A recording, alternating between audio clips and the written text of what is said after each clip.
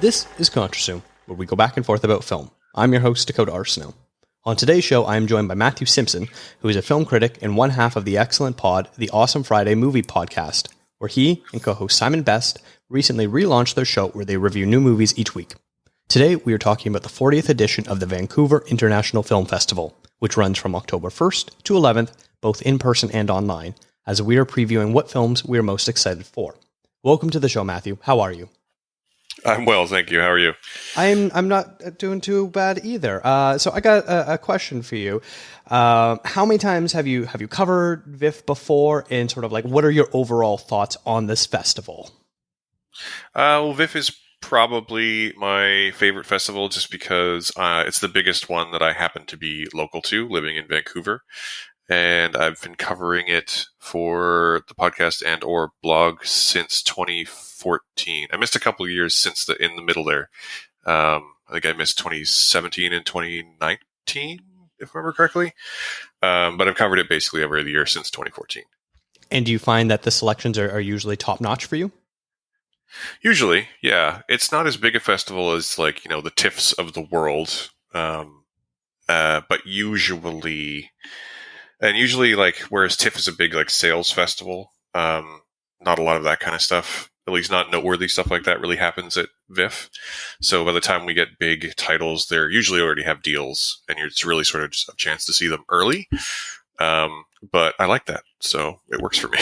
Awesome. I'm very excited. This is my first time covering the festival. I am a new transplant to the West Coast, so it's the first time I've actually really paid attention to it, and I'm loving the lineup this year, so I'm very excited. I personally have put a few restrictions on my list today. If a film appeared on our TIFF preview show or even my blog, the most anticipated films for the rest of the year list, I am excluding it so as to not repeat myself. That said, I place no restrictions on you, Matthew. Did you have any criteria for coming up with your list? I really didn't, actually. The only really real criteria I had was if I had seen it before at a prior festival, because I have covered a few festivals this year so far. But they're actually, of all the sort of big stuff I actually want to see, hasn't really played at anything I've had the opportunity to see it at. So awesome. Well, then I guess let's get right into it. What is your first pick, and tell me a bit about it?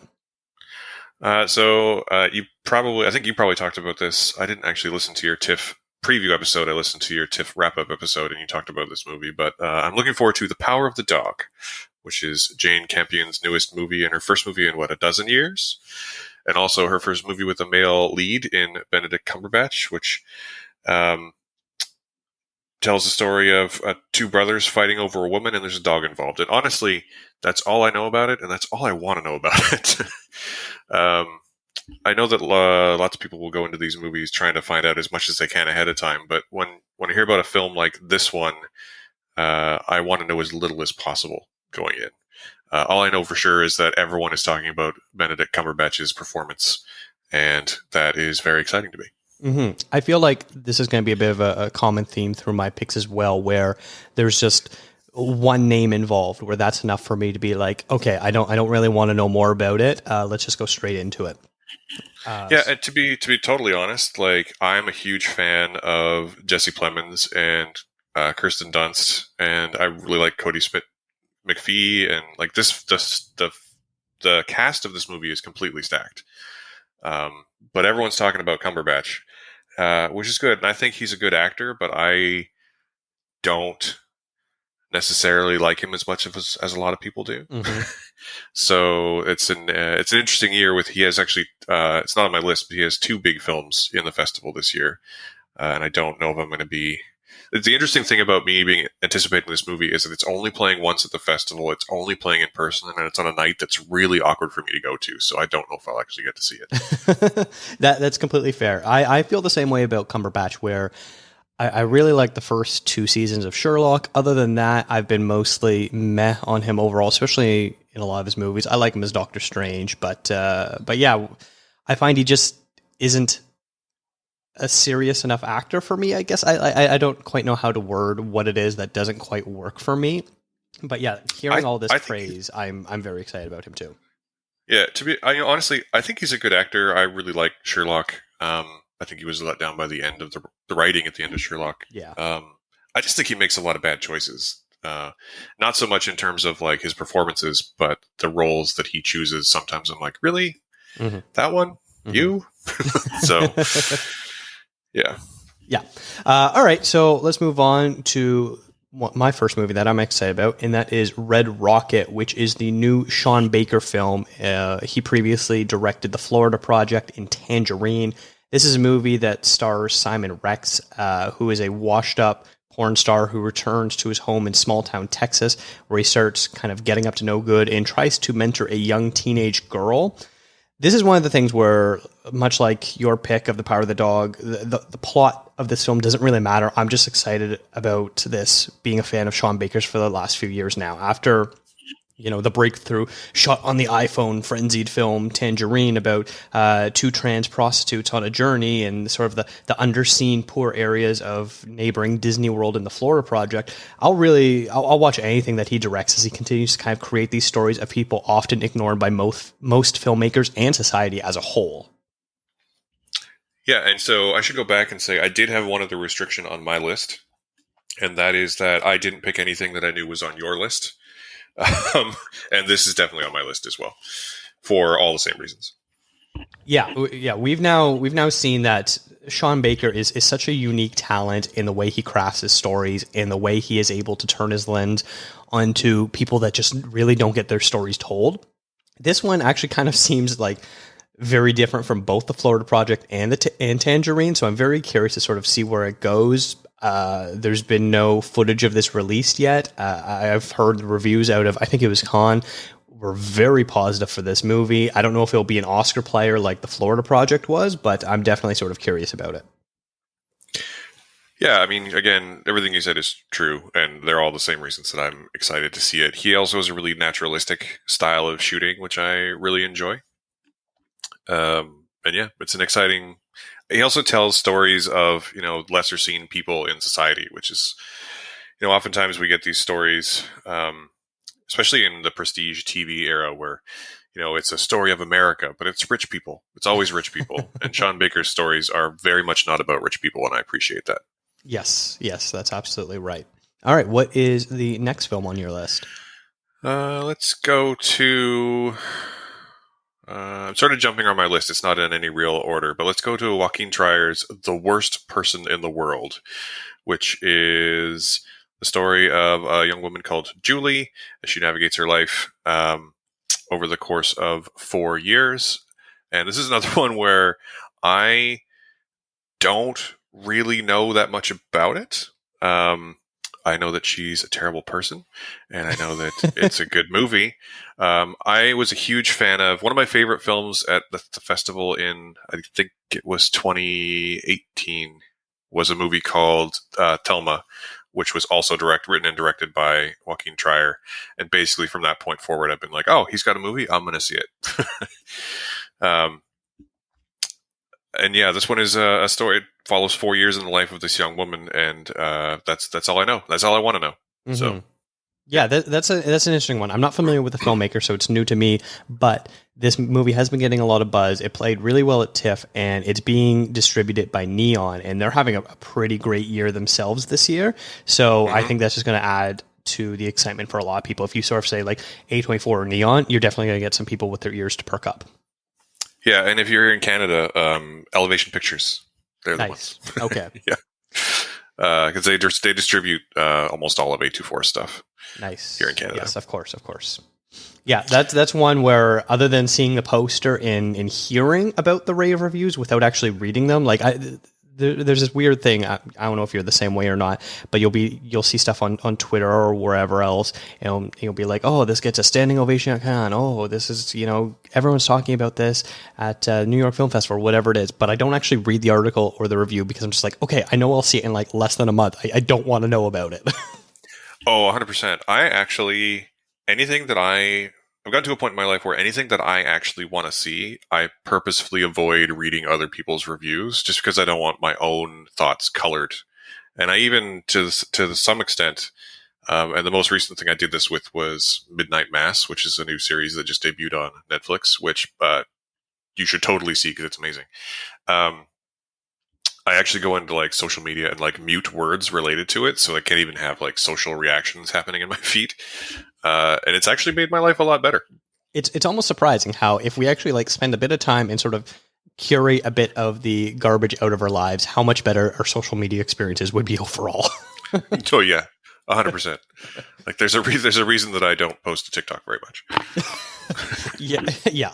All right, let's get this train back on track. The next film I'm excited about is Petit Maman, and like I said, it's going to be a bit of a trend. Not knowing a lot about some of these films, all I needed to know is that this is directed by Celine Sciamma, and that has me sold. All I sort of know about it, and I tried my best to really not even find this about, but all I know about is that it's about this young girl who is magically able to interact and have like playtime with her mother, who is now the same age as her. And these two young girls are played by sisters. I don't know if they're twins or not. I'm trying not to look too much into it. But frankly, I don't even want to know any more than that after the perfection that was Portrait of a Lady on Fire, as I now wholeheartedly trust Sciamma. I haven't seen her earlier works. I know that it's a big blind spot for me, but after seeing Portrait of a Lady on Fire, I will go to the ends of the earth to see anything that Sciamma does.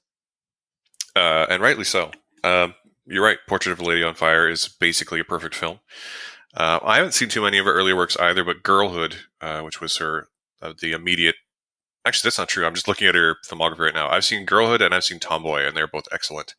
And I'm in the same place as you. If she's making a movie, I'm going to go see it. Mm-hmm.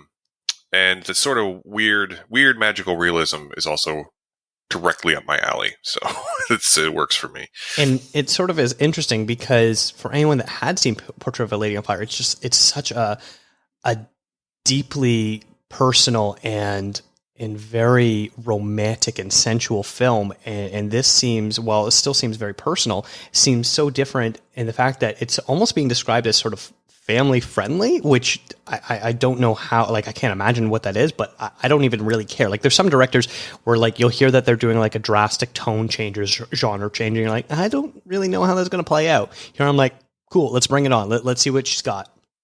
Mm-hmm. Yeah, exactly. Because even, like, Girlhood is a story about 5 young women in their teenage years, and even it's quite different from... Like it's a little closer to Portrait of a Lady on Fire than I think this is going to be, but it's still very different and unique in its own way. Interesting. Yeah. This is one where I think I've muted it on Twitter as well. Other than when it first screened, hearing all the rave reviews about it, I'm like, all right, that's enough. I don't need to know any more about this. There's a trailer out for it. I have not watched the trailer. I won't watch the trailer, and I really, really hope I can catch this at VIF and that it lines up exactly with my availability as well. Yeah, and this is another one. So I mentioned Power of the Dog is only playing one time, and it's playing on like the last Monday at 9:15 p.m., which is just awkward. Mm-hmm. This is only playing in person, and it's only playing on the last Sunday at 9 p.m. So it's a bit of an awkward day, but at least the next day is a holiday, so probably speaking, people can stay up. Yeah. So I'm sure it'll be a hot ticket to get. What is your next film? I'm going to go with, and I sort of debated adding one of two to this list, but this is a French film called Paris 13th District, or in French, Les Olympiades. And it is based on the story by a New York cartoonist called Adrien Tomine, and the story is called Killing and Dying, and it's a collection of short stories. And the plot of this one, it doesn't have very many reviews out there that I've seen. And the plot is actually very much so under wraps. But the reason I'm going to include this one, there's a couple of reasons. One, Noémie Merlant is in it, and she, of course, from Portrait of a Lady on Fire, and also Jumbo last year, if you saw that. But also, and this is a thing that a trend I noticed a year or two ago at a VIF, is that every year at VIF, I see a French movie that I fall in love with. And I'm kind of hoping this will be that one this year, basically. There's two things I tend to concentrate on at VIF, and one is Canadian film, and one lately has been French film. And I just because you just never get to see them here in Canada. So Mm-hmm. this one, there's another one that I'm going to mention as an honorable mention later. That I'm just hoping will be that French film for me this year. Right. Okay. Well, yeah, this is one I'm completely unfamiliar with. So the fact that you're talking about it makes me curious about it too, and I'm going to look more into it as well. But yeah, I know nothing about this movie, and the title wasn't even on my radar, so I'll have to check it out. But I agree with you. This idea of film festivals are sort of nice, where you have the ability to sort of key in on a few markets that we don't normally get wide distribution or show up on like all the big streamers or something like that. And you're able to sort of check them out. And yeah, French films, that's a great way to do it, is through festivals. Well, there was even and what's frustrating about it to me is that there was a film at a VIF a couple of years ago. What was it called? I was about to say I really loved it. It was one of my favorite films of that festival. I think it was called Who You Think I Am, starring Juliette Binoche. I'm pretty sure it was 2019. So let me just bring it up here. Yeah, Who You Think I Am. It's an excellent movie about a woman who basically catfishes a younger man. You can't find it here. You just can't. So that's the type of movie that at film festivals like this one, I will kind of go out of my way to see. And sometimes they're great, and sometimes they're not great, but I will otherwise not have had the chance to see it. So I tend to do that. Nice. Okay, that's good to know. So the next movie on my list is one called Benediction, which, not to be confused with Vendetta, the Paul Verhoeven sexy nun movie. But Benediction is the new Terrence Davies film, very, very different, which stars Peter Capaldi, Jack Lowden, Simon Russell Beale, and Jeremy Irvine. But the film covers bisexual poet Siegfried Sassoon, who was a critic of World War I while being an officer of the English Army.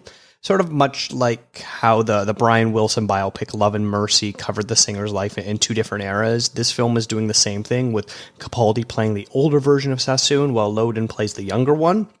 Queer filmmaker Davies is sort of like the perfect vessel to bring us someone who is as complicated and important as Sassoon. I'm not familiar with his poetry, but I am familiar with his well-regarded nature of in England, of being sort of not quite a pacifist, but someone who is a very harsh critic in trying to get England out of the Great War, if you have it. Yeah, this one is on my list as well. It's not quite as high. I might have mentioned it as an honorable mention, but definitely the same guy who made The Deep Blue Sea with Rachel Weisz and Tom Hiddleston is a good choice for this kind of story. Yeah, I have never seen any Terrence Davies films, so I'm hoping to sort of rectify that and get onto his bandwagon, because I know he is quite a popular filmmaker. I know his films have never really broken through with the mainstream as far as being, the big prestige release type of thing, but I know he is very well regarded, especially in UK cinema. Yeah, he's definitely one of those guys who you hear about him at the end of the year. Because he's made some film that critics loved but didn't really get a lot of play. But, we have the power to spread that information, so let's do that. Absolutely. Okay, what is your fourth film? Ooh, I'm going to go with Spanish film. And similar to my little treatise on French film, Spanish film also. So everything I just said, but also Spanish film. And this is... called Official Competition, and it stars Penelope Cruz and Antonio Banderas and Oscar Martinez, and it is about a billionaire who impulsively tries to create a movie, and he wants to make an iconic movie, and it is, from what I can tell, a send-up of filmmaking, of prestige filmmaking, and I find it, I've actually, once I sort of figured out what it was, it's one of those ones where I sort of stopped trying to find out more about it. But if you have a chance to watch the trailer, which doesn't really give anything away as far as I can tell, it looks hilarious and fun, and I'm very much looking forward to it. Yeah, this is a movie that made my TIFF list as well, that I had hoped to see, but I wasn't able to. Yeah, the first thing for me that popped out was this hilarious image that they're using in the press kit of Antonio Banderas doing this wacky dance while wearing this outrageous outfit, and then Penelope Cruz with this gigantic curly wig on, And that was enough to really pique my attention. The fact that the two of them, I really feel, have been doing some terrific work in Spanish language cinema the last few years, obviously through their entire careers. Banderas especially, I feel like he's basically two different people completely. There's, the work that he does in English language cinema, I feel like isn't that great, but anytime he's working in Spain or in Spanish language cinema, especially his work with Almodovar, is just absolutely off the charts. His recent Oscar nomination, of course, as well proves that. And I'm hoping this is just sort of a continuation of that. And the fact that he's playing someone so goofy and ridiculous, he's basically supposed to be this, like, I don't want to call him like a pop star, but basically a pop star of the acting world. And he's opposite Oscar Martinez, who is this very serious thespian. And so the two of them are really clashing because they're supposed to be playing brothers. And I'm just very curious and excited for that dynamic and what Banderas will bring to that. Yeah, and I disagree. I think Banderas is sort of always a win. I think when he pops up in things, especially interestingly when he pops up in a supporting role in something, I always really enjoy his presence in a film, and I think he makes really interesting choices. But definitely in his recent output of Spanish language stuff has been top tier.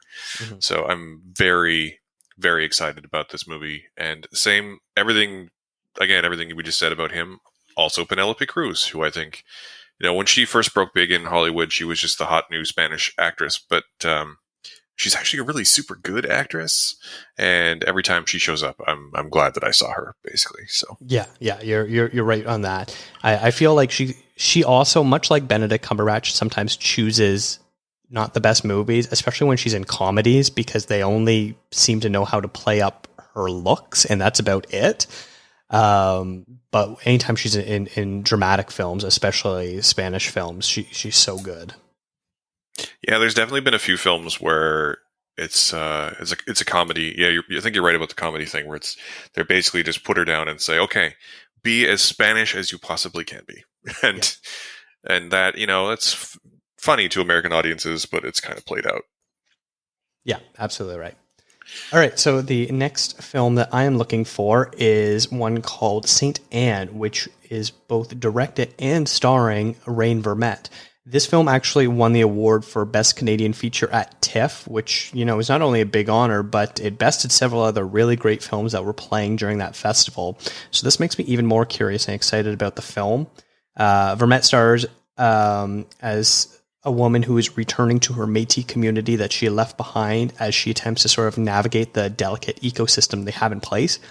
That's really also all I kind of know about it. The fact that it won Best Canadian Feature is a really big selling point for me and makes me really interested to see it. I think as a Canadian film critic, I do my best to try to stay on top of Canadian films, and much like you, I think we have a bit of a responsibility to make sure that we are covering films being made in our own backyard, especially since it so often gets ignored by international media and even bigger mainstream media outlets in our own country. And so this idea of I really should be on top of the better names, these films that just really don't get the attention that they deserve. And that's something that I'm really trying harder to be better at. And I'm sure that's something that you could sort of relate to as well, where sometimes it feels like it's a bit like doing homework that you don't really want to be doing, but you really feel like you should be doing it. Yeah, I mean, I always feel like I don't ever regret watching a movie, so I don't ever feel quite that way about it. But I definitely, especially in the last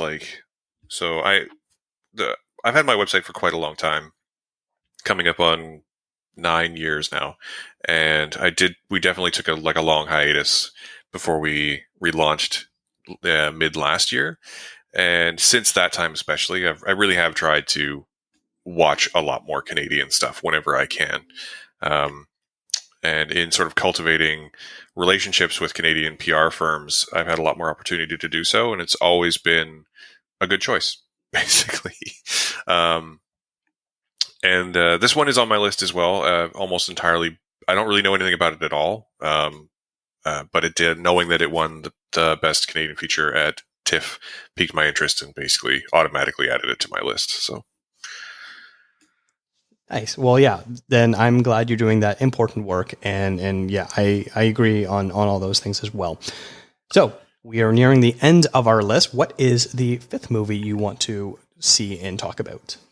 So this is it's one that has very good reviews. It's there's a lot of Oscar talk about it. It was very well received at TIFF, and it is Kenneth Branagh's new film Belfast. Interestingly, the reviews of this are actually kind of divisive, at least on Letterboxd.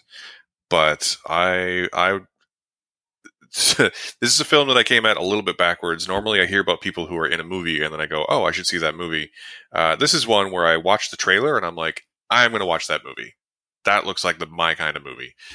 And I didn't even know. Like I saw, oh, Jamie Dornan, oh, Catriona Belfast, and I didn't know that Kenneth Branagh was even involved until after I saw the trailer. So, but it has Jamie Dornan singing and dancing, and it tells the story of the director's childhood, and it's shot in black and white. Like, this is exactly a film nerds kind of movie, if you ask me. Yeah. Yes. Interestingly, I was listening to your TIFF roundup episode, your TIFF finale episode, where you were talking, you and your co-host name, Rachel. Sorry, Rachel. We're talking about this film, and everything you were saying, I'm like, oh yeah, this is exactly what I want to watch, basically. But the way I was thinking about it after that, and like, it's from a director telling a story of his childhood. It's shot in black and white. Are they just remaking Roma? Like, or are they just at least checking the same boxes on the list? But either way, I'm into it. I really like everyone involved, and it looks gorgeous. So I'm excited to see it. It's also one of the ones I know for sure that I can see. So that helps a lot.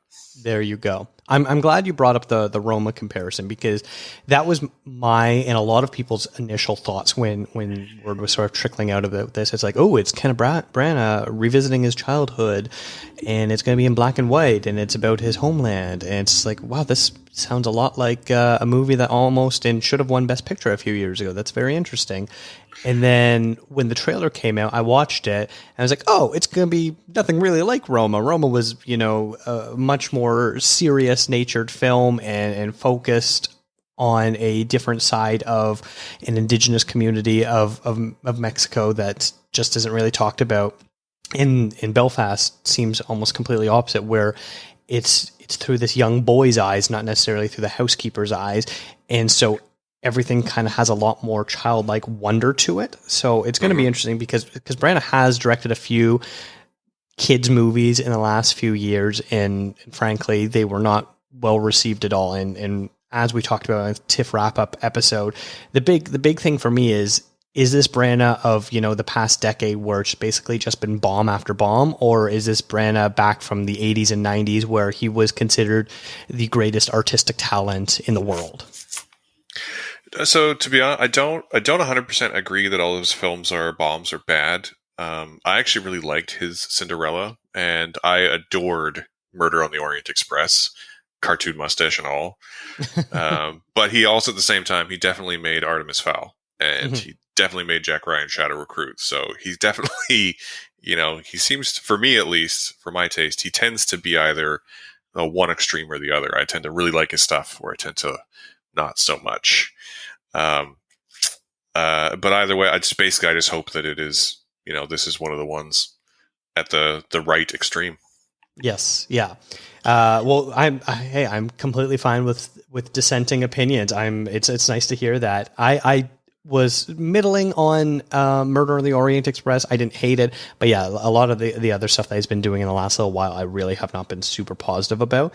But as we now know, with the TIFF People's Choice Award winner, it seems like Belfast is basically all but guaranteed a Best Picture nomination at this point. So there's going to be at least a sizable majority of people that really, really do like this film, even if there is going to be a possibly loud minority of people who are pretty against it.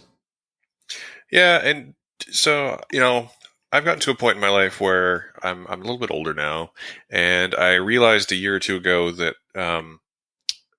Oscar wins are great, but they don't actually really mean anything. So if it gets nominated for Best Picture, if it wins Best Picture, I think that's great. And I know that like financially, there's definitely a consideration there, but ultimately, like every year, there's films that I think are worthy of Best Picture that don't win or don't even get nominated. So I don't. And to be clear, like every year I watch the Oscars. We usually live blog the Oscars. I really enjoy watching award shows and watching rich people give each other's golden statues. But at the end of the day, my favorite films of the year are almost never Oscar winners. You know, they're the films that resonate with me personally. So I don't need it to win awards to be something I really like. There you go. Well, I like hearing that as well. So the last movie on my list is one called Wife of a Spy, which is directed by Kiyoshi Kurosawa. I won't lie. This is a film that I'm mostly excited about due to Vif's blurb. I had never heard of it before, but it claims its influences are Alfred Hitchcock and David Lean, which is enough to get me curious. But ultimately, this is about a Japanese merchant who leaves his wife behind in order to travel to Manchuria, where he witnesses an act of barbarism. His subsequent actions cause misunderstanding, jealousy, and legal problems for his wife. So yeah, like I said, the fact that you're name checking Hitchcock and Lean, that has me enough to be like, all right, what is this movie going to be like? I love my period pieces, as Rachel will constantly point out, and she's definitely going to be laughing that I picked this movie. Is this a film that you had heard of? It's definitely that one I've heard of. It was going to be on my honorable mentions list. One thing, so not being involved in TIFF and it being a bigger festival, there's always a thing that each festival does really well that isn't that well advertised. So like Fantasia Festival, obviously a big genre festival, but they always do a really good job at certain types of films. And they do a really good job with Asian cinema. One thing that VIFF is always really good about is they have a whole section dedicated to Asian cinema.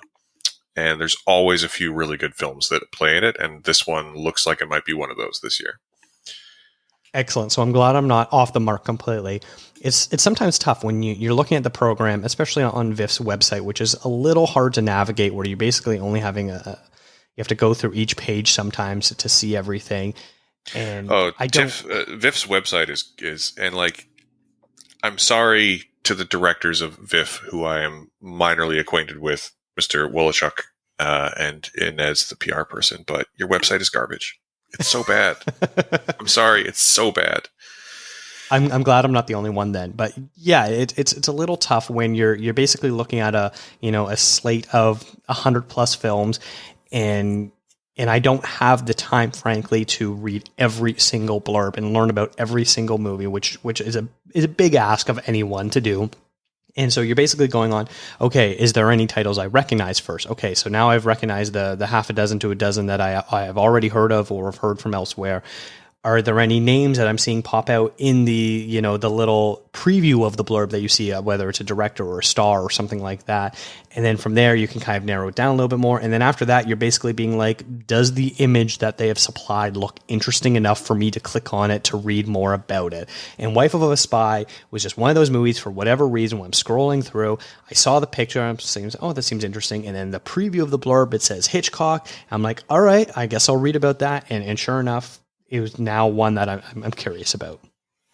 Yeah, here's a tip that I found recently that might help, is that VIF recently added themselves as an HQ on Letterboxd, and they have a Letterboxd list that lists everything that's going to be playing this year. It's 146 films in the list, and it's a little bit easier to go through than the VIF website.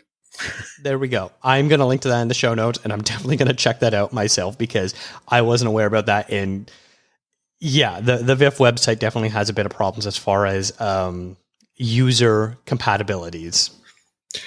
Yeah, and it's really frustrating. It's bad enough that like I've actually thought about, and I just don't have the time to do this, otherwise I totally would. But I've thought about literally like digging into the code and reverse engineering their database API calls and making my own front end for it. and offer your services to fix it afterwards? Pretty much, yeah. Awesome. Okay, did you have any final honorable mentions, either ones that neither of us have said or any on my list that you really are curious or excited about? Yeah, there's one more French film. It's really the only other honorable mention I have, but it's called Everything Went Fine. It's starring Sophie Marceau and it's directed by a guy named Francois Ozon. And it's about a woman who has to go home and take care of her father who's had a stroke. And it seems like exactly the kind of movie that would be nominated for all kinds of awards if it were American. I'm sure it'll be up for some Césars unless it's terrible, but it's French. There's not a lot of reviews of it out yet. But I really like Sophie Marceau. I'm really interested in seeing how she transitions from being the sort of femme fatale type character she was in the 90s and early zeros to being a slightly older presence in film. And again, like, you know, every year there's at least one French film that I fall in love with. So I try and see a bunch of French films, and this is one of those. There you go. Yeah, I have three that I'm curious about. First one is Bergman Island, which I hope I don't butcher the name, but it's directed by Mia Hansen-Løve, I believe is how you say her name. But yeah, title alone has me curious. You know, a Swedish film about Bergman. Interesting. Okay, I've watched the trailer for it. It definitely looks a lot more dark and depressing than I was sort of expecting. Maybe I shouldn't be too surprised with the name like Bergman in the title. But yeah, that is one that definitely seems sort of interesting. I feel like I need to like psych myself up to watch a movie as serious as that. On the complete flip side is The Electrical Life of Louis Wain. You mentioned it in your Power of the Dog preview of Benedict Cumberbatch has two big films out this year. This is the other one. This is also getting quite a bit of buzz where he is playing a painter who paints cats, and he's got a silly mustache and seems very jovial. So it seems like it's sort of the complete opposite of The Power of the Dog, and we're getting all sides of the batch this year, which is interesting. I'm actually kind of looking. I don't know if I'll get to see it because it's another one that's playing only in person and only on a time that it's not really convenient for me. But I'm super curious about it as well. Yeah, and then the last one is a documentary about vinyl called Records. I host another podcast about people's record collection, so this is a subject matter that I am very interested in as well. So I'm mildly curious about that one as well. I'm sure that one will probably be a bit easier than some of these titles to watch because I believe it's playing on the digital platform as well. And I feel like a lot of the titles that we have mentioned are mostly in person only. Yeah, that's the thing this year, that they're definitely doing a hybrid festival, but the ones that are in person are only in person. Yeah. Or sorry, I should say mostly only in person, which is a little bit frustrating because, you know, I know we have all been talking about this for 2 years, but there is still, you know, a virulent disease circling the globe right now. So as much as I'm excited to get back into theaters and I hope that their COVID protocols are good, I'm also super excited to watch movies at home again. So, yeah, I really have been enjoying being able to do digital festivals. It's been a lot of fun. Yeah, and also just like so I started going back to the movies this summer, and it's a little bit anxiety inducing, to be honest, to be in a theater again with so many people, like just to be around. And I work with people every day. Like my job is customer facing, and it didn't stop during COVID. So I've been around people this whole time, and but going and sitting in a theater, even if it's only like half full, is a little bit nerve wracking. So I completely understand where you're coming from. Yeah. I did actually have one other film I wanted to mention now that I'm thinking about it. And that is the new Jim Cummings film, The Beta Test. Are you familiar with this film at all? Yes. Yeah. That it also seems a bit of a tonal departure from him of being way more serious than his usual works. Yeah. And, you know, Jim Cummings is one of those guys who's cultivated quite a following on social media and is sort of an interesting indie voice in filmmaking. And I'm excited to see what he can sort of do. And this film's been making the rounds in festivals since at least Tribeca, and I have missed it at every other festival I've covered until now. So it's had a long, like basically, you know, 6, 7, 8 months of build up for me to see it. So I'm excited to finally be able to. I'm kind of worried that I'll be a little bit let down by my expectations. But it's definitely one I think is going to be worth checking out because Cummings is very interesting as a performer and as a director. So it's sort of funny that when you do several film festivals in a year, especially within like a short period of time of only a few months, you'll start to see the same titles pop up over and over again. And you're always like, ooh, maybe I'll catch it this time. No, I'll catch the next festival because I'm sure it's playing there as well. And then eventually you just sort of run out of runway to watch it. Well, I mean, truth be told, so VIFF starts on the 1st, and I'm currently covering Fantastic Fest, which runs until the 30th, and the beta test is playing at both of them. And so I had to make a pretty conscious choice about which one I was going to watch it at. And in the end, it's going to be VIFF just because the timing works out. So, yeah. Well, awesome. All right. Well, thank you, Matthew, so much for joining me today. Where can people follow you, and what have you been working on for Awesome Friday? The easiest place to find me is all my stuff. If to follow me specifically is there, I have a landing page. It's just awesomefriday.ca/Matthew. And that'll link to all my socials and everything like that. But everything I've been working on is on awesomefriday.ca, and that includes, film reviews and film festival coverage and the recently relaunched Awesome Friday movie podcast. We are actually recording a new episode of that. It drops on Sundays, and we're recording an episode of that tonight because it's a movie podcast, we're going to be reviewing 2 TV series this week. So it's of course, as one does. Yeah, we have both now seen the new Mike Flanagan series, Midnight Mass, which has become, spoiler alert, one of my favorite things of the entire year. And my writing and podcasting partner, Simon, who does not deal with horror very well, I basically forced him to watch it. So it's going to be an interesting episode, I think. Well, then I would fall in the camp of Simon, because I am also a little horror unfriendly, but it does look very interesting. Maybe I'll put that TV show on during the day with the blinds open. Not a bad call. It's to be fair, it's not actually, I would argue, it's not actually that scary. If you like, I did write a review that went up last week that I think I'm actually pretty proud of. It's a long review too. It's like 1,500 words. But Mike Flanagan in the last couple of years has become one of my favorite and most consistent filmmakers. And his work with Netflix on these TV series that he's made, most importantly, this one and The Haunting of Hill House, but also Dr. Sleep, the film he did in 2019, are 3 of my favorite things of the last couple of years. And all of this is at awesomefriday.ca. Yes, I will include links to that in the show notes for people to check out. Thank you so much for coming on. I really appreciate it. And lastly, I guess, can we expect more coverage of VIFF from you and your show? Absolutely. Our schedule's a little bit in flux right now, but definitely there'll be film reviews and interviews and such on the blog through the festival. And then I believe we'll be doing a VIFF roundup episode, which maybe I'll invite you to join us on. We'll see.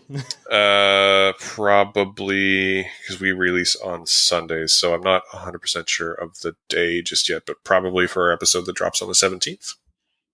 Great. Okay. So yeah, people should look forward to that as well. If you want to know more about the festival, check out viff.org. You can follow the show on Instagram, Twitter, and Facebook at contrazoompod, and let us know what films you're most excited about. Send an email to contrazoompod@gmail.com. Thank you to Eric and Kevin Smale for the theme music, and to Stephanie Pryor for the logo design. If you like to listen to podcasts on YouTube, we also post all episodes there. Thanks for checking us out.